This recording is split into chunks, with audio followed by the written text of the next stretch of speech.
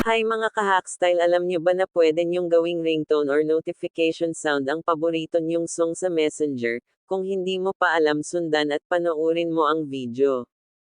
Una nating gagawin, buksan natin ang atin Messenger, pindutin ang three-burger line. I-tap ang settings. Tapos scroll up lang tayo. E-tap ang notifications and sounds, tapos scroll up lang tayo. E-tap ang customize notifications. Pindutin ang ringtone. Pindutin ang on this device.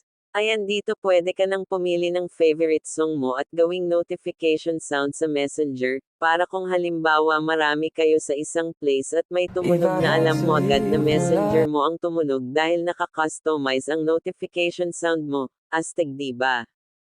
Ang dali lang, Maya, gawin mo na rin at share mo na rin sa iba para alam nila. Kung nagustuhan mo ang videong ito, pa-follow naman or subscribe kung sa YouTube mo ito napanood.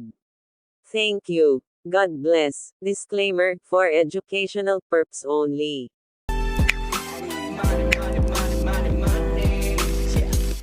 It's my